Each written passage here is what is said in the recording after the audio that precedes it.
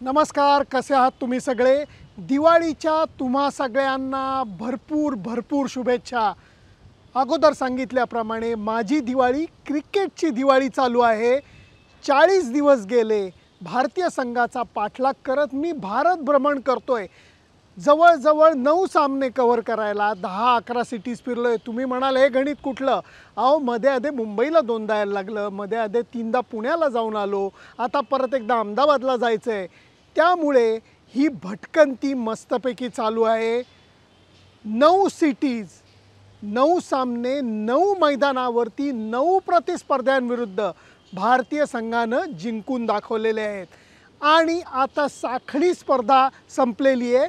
आता होणार आहे बाद फेरी. बाद म्हणजे आता पाय घसरला तुम्ही स्पर्धेच्या बाहेर जाणार.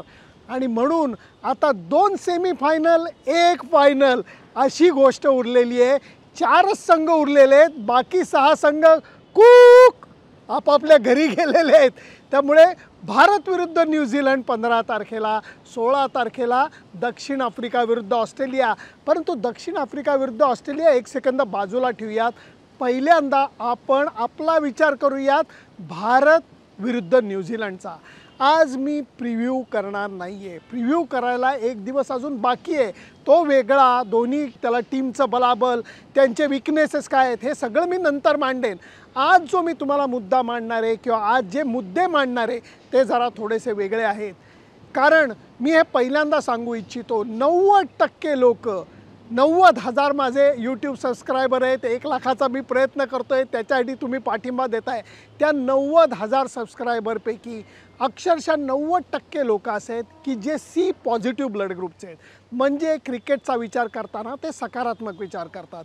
10% लोक असे नक्की आहेत की ज्यांना कुचकेपणाने बोलणं आवडतं. सतत क्रिकेटला म्हणा, भारतीय संघाला म्हणा, भारतीय खेळाडूंना म्हणा, घालून पाडून बोलणं आवडतं. मला त्यांच्यावरती अगदी बोट ठेवायचं नाही आहे. त्यांच्याकडे आपण थोडंसं दुर्लक्ष करूयात. हे तुम्हाला माझं पटतं आहे की नाही हे सांगा. कारण एक सेकंद थांबा. हे 2 काय म्हणतात तुम्हाला, याच्यात 3 कॅटेगरीज आहेत. एक कॅटेगरी अशी आहे की ज्यांना सतत कुठली ना कुठली तरी भीती वाटते. भीती म्हणजे कशा अर्थाने मी सांगतोय तुम्हाला, विचाराच्या दृष्टीने हे लोक वाईट नाही आहेत, क्रिकेटचेच प्रेमी आहेत, परंतु यांच्यामध्ये आत्मविश्वास कमी आहे. ते दरवेळेला असा विचार करतात की अरे आत्तापर्यंत चांगले खेळलो, पण आता समोर एकदम वेगळी टीम आलेली आहे. न्यूझीलंडकडनं आपण हारलेलो आहोत, सेमीफायनलमध्ये गेल्या 2 वर्ल्ड कपमध्ये आपण हारलेलो आहोत, परत तसंच झालं तर. ही एक कॅटेगरी आहे. दुसरी एक कॅटेगरी आहे ती म्हणजे मराठीमध्ये म्हण आहे की आपला तो बाळ्या दुसऱ्याचं ते कार्टं. क्रिकेटच्या बाबतीत ही कॅटेगरी बरोबर वेगळं करते. ते काय म्हणतात, आपलं ते कार्टं दुसऱ्याचा तो बाळ्या. यांना आम्ही क्रिकेटच्या परिभाषेत नारळ म्हणतो की बाहेरनं ते ब्राऊन असतात, आतनं मात्र पांढरे असतात. म्हणजे त्यांना दुसरा संघच नेहमी चांगला वाटतो, जास्त तयारीचा वाटतो. आणि तिसरी जी कॅटेगरी आहे ती म्हणजे उचलली जीभ लावली टाळ्याला, उगाच काहीतरी भंकस बडबड करतात. सगळ्या मॅचेस फिक्सच असतात, भारतीय टीमची लायकीच नाही, सगळे खेळाडू फक्त पैशासाठीच खेळतात. या लोकांना मला काही शिकवायला जायचं नाही. कारण त्यांचे विचार, मी सॉरी टू से, मी असे शब्द नॉर्मली वापरत नाही, परंतु दळभद्री विचार आहेत, त्यामुळे मला त्याच्याविषयी बोलायचं नाही. पहिल्या 2 कॅटेगरीबद्दल मात्र मला जरूर बोलायचं आहे. काही जणांना ही जी भीती वाटते, तुम्ही हे लक्षात घेतलं पाहिजे, ही भीती तुम्हाला, मला, सामान्य प्रेक्षकांना वाटते, खेळाडूंना वाटत नाही. खेळाडू पूर्ण ताकदीनिशी उतरतात, तो घाबरत बिबरत नाहीत. 9 सामने जिंकत असताना भारतीय संघाने चमक धमक त्याप्रमाणे जिगर दाखवली की नाही. मग तुम्हाला असं का वाटतं की न्यूझीलंड आपल्याला भारी जाईल? ही पहिली गोष्ट. दुसरी कॅटेगरी जी आहे की जे म्हणतात आपलं ते कार्टन दुसऱ्याचं तो बाळ्या. अहो, असं नका करू. एक लक्षात घ्या, आगे भी जाने न तू, पीछे भी जाने न तू, जो भी है बस यही एक कपल है, हे महेंद्रसिंग धोनी शिकवतो. म्हणजे काय, अगोदर काय झालं आहे विसरून जा, पुढं काय होणार आहे डोकावून बघू नका, आत्ता वर्तमानामध्ये राहा. म्हणजे मला म्हणायचं एवढंच, 9 सामने जिंकलेत ना भारतीय संघानं, थोडंसं कौतुक करा, अडकू नका, डोक्यावरती घेऊ नका आणि पुढं निघा ना. आत्ता या 9 सामन्यांना काय महत्त्व आहे, इथे कुणीही जिंकेल, आता खरे 2 सामने येतील, त्याच्यात तुम्ही काहीतरी करून दाखवा. ही बडबड करू नका. महत्त्वाची गोष्ट मित्रांनो, मैत्रिणींनो, क्रिकेटप्रेमींनो, हे लक्षात घ्या जरी तुम्ही जगातले सर्वोत्तम क्रिकेटर असला, तुमच्या नावावरती 10-20 हजार रन्स असल्या, तुम्ही गावस्कर असू द्यात, तुम्ही तेंडुलकर असू द्यात, तुम्ही विराट कोहली असू देत किंवा तुम्ही रोहित शर्मा असू देत, ही गोष्ट कायम क्रिकेटमध्ये असते आणि ती सत्य आहे. ते म्हणजे बॅट्समन म्हणल्यानंतर पहिल्या बॉलवरती तुम्ही आऊट होऊ शकता. ही गोष्ट बाकी जीवनामध्ये होत नाही. कष्ट केले तुम्हाला यश मिळतं, आज नाही तर उद्या मिळतं. विद्यार्थी असला, भरपूर अभ्यास केला, तुम्हाला 60% मार्क मिळतात. तुम्ही नोकरीमध्ये जर का मेहनत केली, मन लावून काम केलं, तुम्हाला प्रमोशन मिळतं. बिझनेसमध्ये मन लावून काम केलं, तुम्हाला प्रॉफिट मिळतो. खेळाच्या बाबतीत तसं नाही आहे, खास करून सांघिक खेळाच्या बाबतीत तसं नाही आहे. कुणीही एक खेळाडू सांघिक खेळामध्ये सामना जिंकून देत नाही. 100तला एखादा सामना असा असतो की जो एखादा खेळाडू जिंकून दाखवतो, नाहीतर तुम्हाला एकत्रितच खेळ करायला लागतो. त्यामुळे जिंकणं हारणं कुठल्याही एका खेळाडूच्या हातात नसतं. सगळे मिळून जर का त्याची मूड बनली आणि पंच दिला तरच समोरचा प्रतिस्पर्धी हा खाली पडतो आणि विजय हाती लागतो. भारतीय संघ आत्ता प्रोसेसवर लक्ष देतो आहे, प्रक्रियेवरती लक्ष देतो आहे, रिझल्टचा विचार करत नाही आहे. भारतीय संघ एवढाच विचार करतो आहे, सातत्याने आपण चांगलं क्रिकेट खेळत आलेलो आहोत, 9 सामने जिंकलेले आहेत, अजून पुढचा सामना आपल्याला जिंकायचा आहे. फायनलचा सुद्धा विचार भारतीय संघ करत नाही आहे. हे मी खात्रीलायकरित्या सांगतो. काही कोचिंग स्टाफमधल्या लोकांशी बोलल्यानंतर, काही खेळाडूंशी बोलल्यानंतर ते अहमदाबादचा विचार करत नाही आहेत. नंतर येणारे अहमदाबाद, नंतर येणारे पहिला बी आहे, पहिला बॉम्बे म्हणजे मुंबई आहे पहिलं. त्यामुळे फक्त लक्ष हे न्यूझीलंडच्या सामन्याकडे आहे. भारतीय संघ आत्ता यश आलं तर काय होईल, अपयश झालं तर काय होईल याचा विचार करत नाही आहे. लक्ष एकाच गोष्टीकडे देत आहेत आणि ते म्हणजे परिपूर्ण चांगलं क्रिकेट जे 9 सामन्यामध्ये खेळलो ते आपल्याला परत कसं खेळता येईल.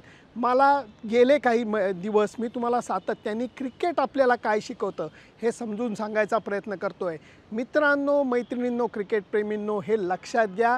हेच तुम्हाला क्रिकेट शिकवतं की जरी तुम्ही कष्ट केले, मेहनत केले, तरी खात्री नाही तुम्हाला यश मिळेलच असं. तुमच्या हातात काय आहे? नाणेफेक जिंकणं नाही, पाऊस पडेल की नाही नाही, अंपायरचा डिसिजन नाही. तुमच्या हातामध्ये काय आहे? जीवापाड प्रयत्न करणं, 100% मेहनत करणं, या गोष्टी तुमच्या हातात आहेत. त्याच्यानंतर जर समजा समोरची टीम तुमच्यापेक्षा फारच फॅन्टास्टिक खेळली, त्यांनी सामना जिंकला, तर राहुल द्रविड म्हणतो shake hands, wish them well and move on. ही भारतीय संघाची आत्ता मानसिकता आहे. म्हणून भारतीय संघ शांत आहे आणि आपल्या प्रक्रियेमध्ये लक्ष गुंतवतोय. आपण एक चाहते म्हणून त्यांच्या मागं खंबीरपणे उभं राहूया. मला विनंती एवढीच करायची आहे, जर उद्या ते जिंकले सेमीफायनल किंवा फायनलसुद्धा, म्हणून त्यांना डोक्यावर घेऊन नाचायला नको. आणि समजा दुर्दैवाने सेमीफायनलमध्ये त्यांना अपयश आलं, फायनलमध्ये त्यांना अपयश आलं, तर लगेच त्यांना पायदळी तुडवायला नको. कारण अखेर हा खेळ आहे. आत्ताच्या घडीला आपण जे क्रिकेटचा आनंद घेतोय त्याच्यामध्ये एक मिनी वर्ल्ड कप आपण जिंकल्यात जमा आहे. माझ्या मते 9 सामने, 9 प्रतिस्पर्धी सगळ्यांना आपण हरवलेलं आहे साखळी स्पर्धेमध्ये. याचा अर्थ एक जबरदस्त कामगिरी, एक जबरदस्त उद्दिष्ट पार झालं आहे.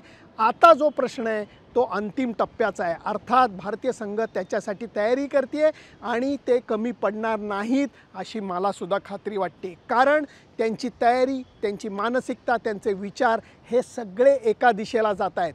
याच्यामध्ये आपण भरकटायला नको, आपण नकारात्मक विचार करायला नको. अगोदर काय झालं आहे सोडून द्या. एक सांगा तुम्ही मला, क्रिकेटमध्ये गेल्या सामन्यात तुम्ही 100 केल्या असल्या, पुढच्या सामन्यामध्ये तुमची सुरुवात कितीवरती होते? 0वरतीच ना. आणि त्याचबरोबर हे सेहवाग म्हणतो, गेल्या सामन्यामध्ये तुम्ही 0वर आऊट झाला असलात, पुढच्या सामन्यामध्ये कितीवरती सुरुवात करता? 0वरच ना. त्यामुळे आपण हे लक्षात घेऊया, जो भी है बस यही एक कपल है. आत्तापासनं विचार करा, वर्तमानात जगायचा प्रयत्न करा, सकारात्मक विचार करा. कारण जे नकारात्मक विचार करतात, जे म्हणतात सगळेच मॅचेस फिक्स असतात, ते नक्कीच सट्टेबाज असतात. त्यांना भारतीय संघ हरला म्हणून पैसे लावल्याची शक्यता आहे आणि आता त्यांना नुकसान झालं आहे म्हणून त्यांची निराशा ते दाखवत आहेत. त्यांच्या गोष्टी त्यांना लखलाभ. आपण सकारात्मक विचार करूयात. कारण जे माझे 90,000 सबस्क्रायबर आहेत ते माझ्या मते C+ ब्लड ग्रुपचे आहेत. तेच म्हणजे क्रिकेट पॉझिटिव्ह जीवनाकडे सकारात्मक विचार करून बघणार आहेत. म्हणून मी इथं उभा आहे, एका गच्चीवरती उभा आहे, मरीन लाईन्सच्या शेजारी एका बिल्डिंगच्या गच्चीवरती जिथं मी राहतोय.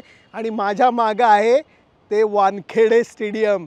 याच मैदानावरती 15 तारखेला भारत विरुद्ध न्यूझीलंड उपांत्य फेरीचा सामना रंगणार आहे आणि त्याचा आनंद आपण सगळेजण घेणार आहोत. माझे विचार तुम्हाला पटतायत नाही पटतायत, तुमचे विचार काय आहेत मला जरूर कॉमेंट्समध्ये लिहा. फक्त त्याच्याकरता माझं Facebook page, YouTube channel, Instagram channel subscribe करायला विसरू नका. तेव्हा सकारात्मक विचार करूयात. Bye bye.